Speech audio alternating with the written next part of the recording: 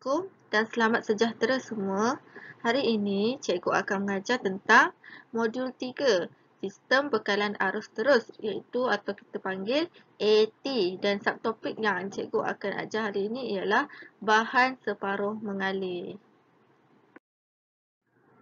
Okey, seterusnya mari kita lihat tentang bekalan kuasa arus terus. Okey, apa itu bekalan kuasa arus terus? Okey, bekalan arus terus ialah merupakan satu litar elektronik yang menukarkan voltan bekalan AU, iaitu arus ulang alik, kepada voltan AT, arus terus yang diperlukan. Okey, mari kita lihat contoh. Okey, contoh yang pertama yang boleh kita lihat bekalan kuasa arus terus, macam biasa bateri, sel ataupun sel kering. Yang kedua sel solar. Okey, kita tengok bateri selalunya kita gunakan dalam torchlight. Okey, yang gambar kedua ni kita tengok ni sel solar lah. Okey. Okey, yang ni merupakan contoh-contoh bekalan arus terus yang kita boleh lihat lah. Okey, yang gambar pertama ni adapter. Atau macam biasa awak punya pengecas telefon bimbit, pengecas laptop. Okey, yang contoh yang terakhir ni ialah bekalan arus kuasa terus di dalam komputer. Seterusnya ialah kenapa kita perlu memerlukan kuasa bekalan arus terus. Okey. Okey, yang pertama sekali yang kita boleh lihat adalah untuk mendapatkan nilai voltan arus terus yang stabil. Dengan menggunakan bekalan arus terus, nilai voltan kita lebih stabil. Okey, yang kedua, hampir semua peralatan dan keperluan domestik serta industri bergantung kepada voltan arus terus untuk berfungsi. Contohnya seperti televisyen, peti ais, okey. Dan last sekali yang paling penting, menyumbang pada penjibatan penggunaan tenaga dan kelestarian alam. Okey, ini kenapa kita memerlukan sistem bekalan kuasa arus terus. Okey, di negara kita, sistem bekalan kuasa utama adalah dalam bentuk arus ulang alik. Okey, keperluan terhadap bekalan kuasa arus terus menjadi peralatan utama yang digunakan bagi membolehkan peranti elektronik digunakan. Ini kerana aplikasi tenaga utama bagi peranti elektronik adalah dalam bentuk arus terus. Bahan binaan komponen utama yang terdapat dalam bekalan kuasa AT ialah bahan separuh pengalih. Bahan separuh pengalih digunakan secara meluas dalam industri pembuatan komponen elektrik dan elektronik. Secara asasnya, bahan separuh pengalih ini mempunyai 4 elektron valensi pada petala atom paling luar. Keadaan ini menjadikan sifat bahan separuh pengalih ini istimewa kerana boleh berkongsi dua sifat, sama ada menjadi pengalih ataupun penebat. Okey, seterusnya cikgu akan menerangkan tentang bahan pengalih, separuh pengalih dan penebat. Okey, berdasarkan jadual ini. Okey, yang pertama sekali, okey, bagi menentukan sesuatu bahan itu, sifat pengalih, separuh pengalih dan penebat, jumlah elektron valensi yang berada pada orbit paling luar pada sesuatu atom bahan itu menjadi rujukan yang penting. Berdasarkan elektron valensi inilah pengelasan terhadap bahan dapat ditentukan melalui kebolehan mengalirkan arus elektrik. Elektron valensi mempunyai aras tenaga yang tinggi. Okey, mari kita lihat. Kita tengok pengalih, separuh pengalih, penebat. Okey, yang pertama sekali yang boleh kita lihat struktur atom dan bilangan elektron valensi. Okey, untuk pengalih kita boleh mengandungi antara 1 hingga 3 elektron valensi. Okey, tengok dekat orbit luar ni. Contoh dalam gambar, kita ada 1 elektron valensi. Okey, untuk separuh pengalih mempunyai hanya 4 elektron valensi. Okey, kita tengok 1, 2, 3, 4. Okey, 4 elektron valensi. Manakala penebat pula boleh mengandungi antara 5 hingga 8 elektron valensi. Okey, kita tengok contoh ni. 1, 2, 3, 4, 5, 6. Dia kata 5 hingga 8 elektron valensi. Okey, aspek yang kedua yang kita boleh lihat, conductivity. Untuk pengalih, conductivity untuk mengalirkan arus elektrik sangat tinggi. Manakala separuh pengalih sederhana dan penebat rendah. Okey. Kesan rintangan pula. Okey, kita tengok pengalih sangat rendah. Okey. Separuh pengalih sederhana dan penebat pula tinggi. Okey, aspek yang seterusnya ialah sifat atom. Okey, untuk pengalih, atomnya cenderung untuk melepaskan elektron valensinya dan menjadikan elektron-elektron yang bebas bergerak dari satu atom ke atom yang lain. Manakala separuh pengalih tidak mudah untuk membuang atau menerima elektron valensi daripada atom yang lain. Dan yang seterusnya penebat, atomnya cenderung untuk menerima elektron valensi daripada atom yang lain bagi memenuhkan lapisan valensi dan menjadikan atom yang lebih stabil. Okey, kita tengok yang terakhir contoh bahan. Okey, pengalih yang seperti kita tahu emas, perak, kuprum, aluminium dan besi. Separuh pengalih silikon dan germanium. Manakala penebat pula kaca, mika, seramik, sulfur dan getah. Bahan separuh pengalih. Bahan separuh pengalih terbahagi kepada dua, iaitu intrinsik dan ekstrinsik. Okey, seterusnya cikgu akan menerangkan tentang bahan separuh pengalih intrinsik. Okey, bahan separuh pengalih intrinsik merupakan separuh pengalih tulen yang digunakan untuk membuat komponen diod, transistor dan litar bersepadu. Okey, contoh komponen bahan separuh pengalih intrinsik yang kita lihat kat sini diod, transistor dan litar bersepadu. Okey, kita tengok pula ciri-ciri bahan separuh mengalih intrinsik. Okey, yang pertama mempunyai 4 elektron valensi. Okey, kalau mempunyai 4 elektron valensi, elektron tu tidak stabil bagi elektron valensi untuk mengalihkan tenaga elektrik. Seterusnya, konduktiviti sederhana, iaitu suhu meningkat, konduktiviti meningkat. Seterusnya, kesan rintangan sederhana bersifat antara pengalih dan penebat. Seterusnya, sifat atom tidak mudah untuk membuang atau menerima elektron valensi daripada atom yang lain. Dan contoh bahan untuk separuh mengalih intrinsik yang boleh kita lihat, silikon dan germanium. Okey, bahan separuh mengalih intrinsik tiada keistimewaan. Okey, kita lihat gambar rajah atom ini, silikon dan germanium. Daripada gambar rajah struktur atom yang dapat dikenal pasti, bilangan elektron pada lapisan valensi pada kedua-dua silikon dan germanium ini hanya mengandungi 4 elektron valensi. Ini menunjukkan di dalam unsur bahan separuh pengalih hanya akan melengkapkan ikatan kovalen antara struktur atom tersebut daripada 4 ke 8 elektron valensi. Keadaan ini dianggap tidak stabil bagi elektron valensi untuk mengalihkan tenaga elektrik. Okey, seterusnya kita akan melihat bahan separuh mengalih ekstrinsik. Okey, tadi kita tengok intrinsik. Okey. Yang pertama sekali yang perlu kita ketahui, bahan separuh pengalih ekstrinsik ialah separuh pengalih yang terbina daripada resapan ataupun penanaman atom bendasing ke dalam separuh pengalih intrinsik, iaitu yang boleh kita panggil proses pengedopan.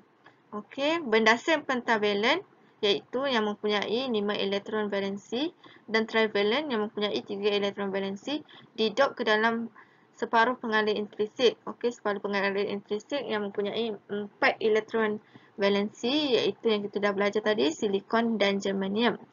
Okey, bendasing pentavalen iaitu kita boleh panggil penderma didop dengan separuh pengalih intrinsik untuk menghasilkan bahan jenis N. Bendasing trivalen pula yang kita panggil penerima didop dengan separuh pengalih intrinsik menghasilkan bahan jenis P. Okey, mari kita lihat jadual di sebelah. Okey, unsur trivalen. Okey, yang cikgu dah terangkan tadi, unsur trivalen iaitu menghasilkan bahan jenis P dan berdasing trivalen ini disebut sebagai penerima. Okey, ini antara unsur-unsur trivalen lah yang boleh kita lihat: boron, aluminium, gallium dan indium. Kita tengok bilangan elektron valensi dia 3. Okey, manakala unsur pentavalent iaitu menghasilkan bahan jenis N dan benda asing pentavalent ini disebut sebagai penderma. Okey, kita tengok unsur-unsur dia, fosforus, arsenik, antimoni dan bilangan elektron valensi yang boleh kita lihat 5. Kita dah ketahui bahan separuh pengalih ekstrinsi akan menghasilkan dua jenis penghasilan bahan, iaitu sama ada bahan jenis N ataupun bahan jenis P. Okey, mari kita lihat penghasilan bahan jenis N. Bahan separuh pengalih intrinsik didopkan dengan salah satu unsur pentavalent. Okey, seperti yang kita lihat contoh silikon. Pengalih intrinsik kita dopkan dengan arsenik. Okey, 4 daripada 5 elektron valensi atom benda asing akan membentuk ikatan kovalent dengan atom-atom silikon. Atom benda asing ni iaitu arsenik lah. Terdapat satu elektron yang tidak mempunyai pasangan. Kita tengok elektron bebas yang tidak mempunyai pasangan. Elektron ini akan terlepas dari orbitnya dan menjadi elektron bebas. Sekiranya lebih banyak benda asing pentavalent diserap, maka lebih banyak lagi elektron bebas terhasil.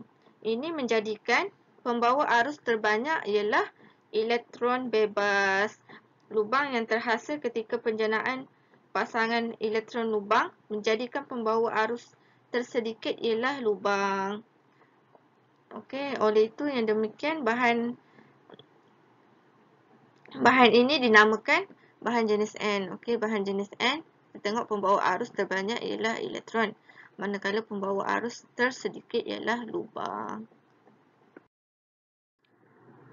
Seterusnya, mari kita lihat penghasilan bahan jenis P. Okey, penghasilan bahan jenis P dibentuk dengan mengedupkan salah satu unsur trivalent ke dalam bahan separuh pengalih intrinsik. Okay, seperti yang kita lihat, trivalent di sini ialah indium, intrinsik silikon. Daripada ikatan kovalent di antara silikon dan indium, terdapat kekurangan pada bilangan elektron valensi yang berpunca daripada elemen indium. Kekurangan ini menyebabkan terbentuknya lubang bebas. Sekiranya lebih banyak benda asing trivalent iaitu indium diserap, maka lebih banyak lagi lubang yang akan terhasil. Ini menjadikan pembawa arus terbanyak ialah lubang. Lubang yang terhasil akan sentiasa bersedia menerima elektron bebas untuk diisi dan ini menjadikan kedudukan pembawa arus tersedikit ialah elektron. Oleh itu, penghasilan bahan ini dinamakan jenis P. Okey, mari kita lihat bahan jenis P. Pembawa arus terbanyak ialah lubang, manakala pembawa arus tersedikit ialah elektron. Okey, yang ini merupakan rumusan bahan separuh pengalih. Okey, kita imbas baliklah bahan separuh pengalih. Kita tengok dia terbagi pada dua, separuh pengalih intrinsik dan separuh pengalih ekstrinsik. Okey, separuh pengalih intrinsik tidak melalui proses pengedupan, manakala separuh pengalih ekstrinsik melalui proses pengedupan. Okey, pengalih intrinsik iaitu separuh pengalih tulen. Dia tidak mempunyai keistimewaan. Contoh dia silikon dan germanium. Okey, manakala separuh pengalih ekstrinsik, kita memasukkan benda asing pentavalent dan trivalent didopkan ke dalam separuh pengalih intrinsik. Okey, separuh pengalih intrinsik pula terbahagi kepada dua penghasilan jenis bahan, iaitu bahan jenis N dan bahan jenis P. Okey, bahan jenis N yang kita lihat proses pengedupan benda asing yang mempunyai 5 elektron valensi pentavalent. Okey, contoh unsur pentavalent antimoni, arsenik dan fosforus. Manakala bahan jenis P pula, proses pengedupan benda asing yang mempunyai 3 elektron valensi yang kita panggil trivalent. Contoh unsur trivalent ialah aluminium, boron, gallium dan indium. Seterusnya kita akan melihat pengaliran arus dalam bahan separuh pengalih intrinsik.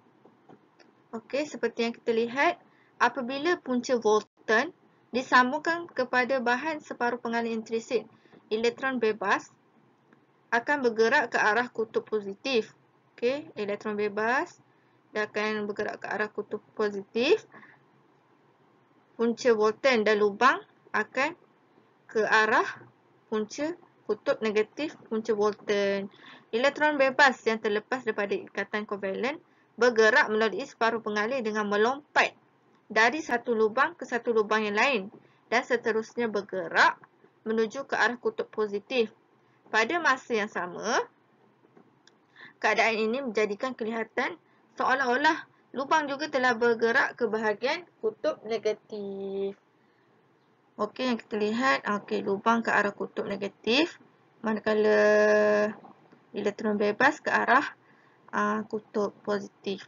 Okey, arus yang mengalir dalam bahan separuh pengalih intrinsik adalah sangat kecil dan boleh dianggap sebagai aliran elektron bebas dan lubang yang berlaku dalam arah yang bertentangan. Okey. Tahap pengaliran arus boleh berlaku bergantung kepada suhu kerana ikatan kovalen akan terurai dengan lebih mudah apabila suhu meningkat. Semakin tinggi suhu, semakin mudah ikatan kovalen itu terurai.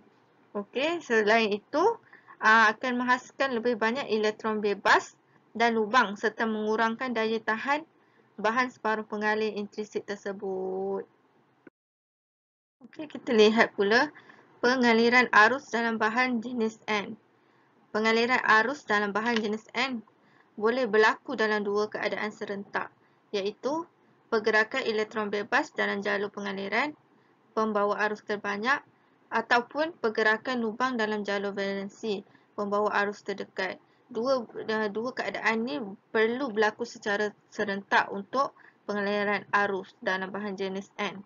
Okey, kita tengok gambar rajah ni. Gambar rajah menunjukkan separuh pengalih ekstrinsik jenis N disambung ke punca Volten. Okey, kita tengok sambung ke punca Volten. Lubang yang membawa yang merupakan pembawa tersedikit yang ditinggalkan oleh elektron dalam jalur valensi seolah-olah bergerak dari kutub positif ke kutub negatif punca Volten. Kita tengok kutub positif ke kutub punca negatif punca Volten. Apabila suhu bahan separuh pengalih dinaikkan, lebih banyak lubang akan terbentuk oleh tenaga terma. Oleh itu, arus tersedikit akan bertambah. Mari kita lihat pula pengaliran arus dalam bahan jenis P. Okey, pengaliran arus dalam bahan jenis P pun berlaku dalam dua keadaan serentak, iaitu pergerakan lubang dalam jalur valensi pembawa arus terbanyak dan pergerakan elektron bebas dalam jalur pengaliran pembawa arus tersedikit. Okey, mari kita lihat gambar rajah.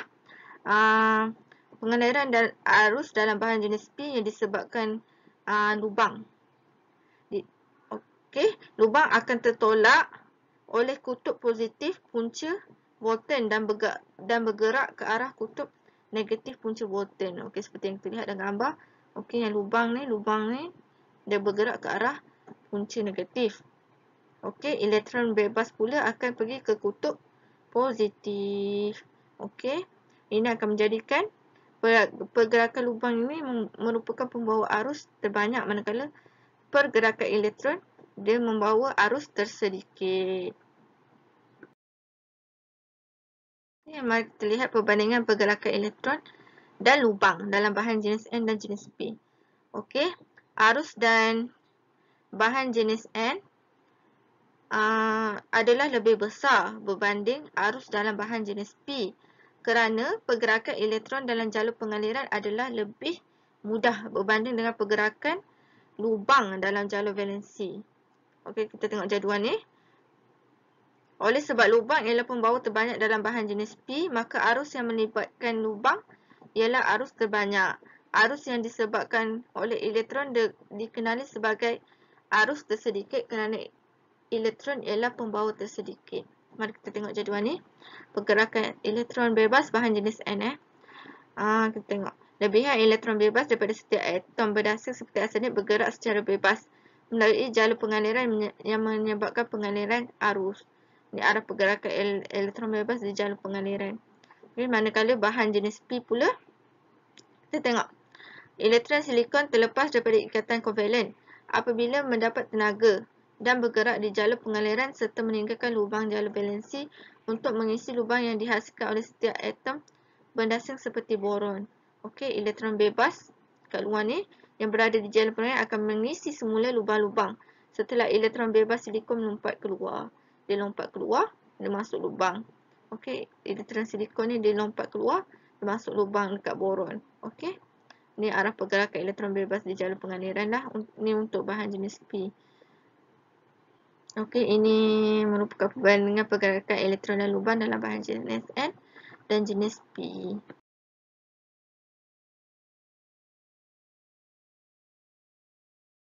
Okay, sekali kita akan tengok kelebihan penggunaan bahan separuh pengalih sebagai peranti elektronik. Okay, kita tengok ada 3 kelebihan. Okay, yang pertama sekali ialah suhu. Okay, komponen yang dihasilkan oleh bahan separuh pengalih ini tidak melibatkan sebarang wayar filament ataupun tungsten yang memerlukan kuasa untuk memanaskan bahan bagi tujuan proses pelepasan elektron. Okey, oleh kerana tidak terdapat proses pemanasan, komponen elektronik daripada bahan separuh pengalih ini akan dapat beroperasi dengan lebih efisien tanpa melibatkan peningkatan suhu terhadap peranti ataupun komponen elektronik.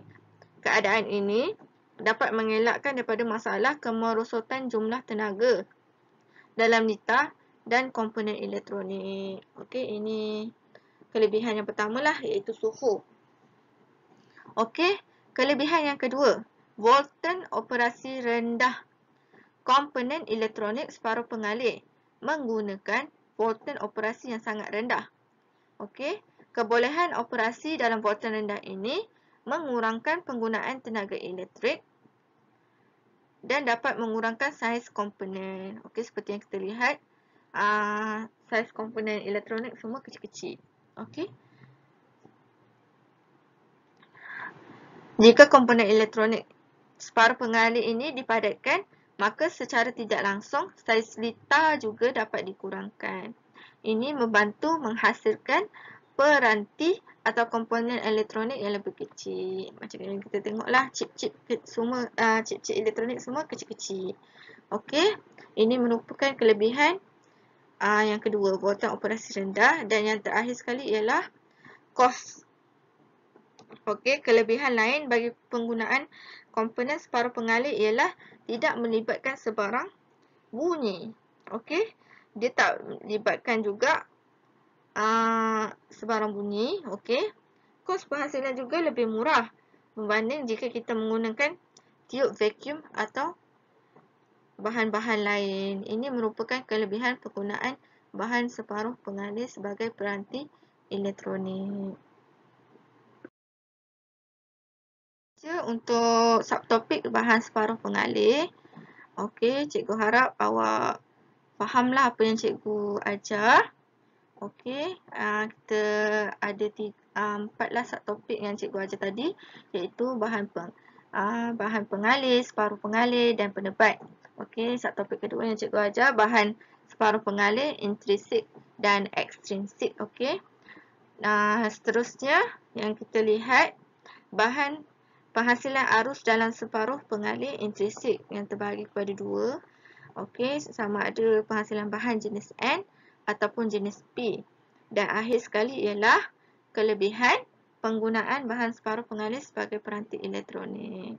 Okey, itu sahaja untuk hari ini. Sekian, terima kasih.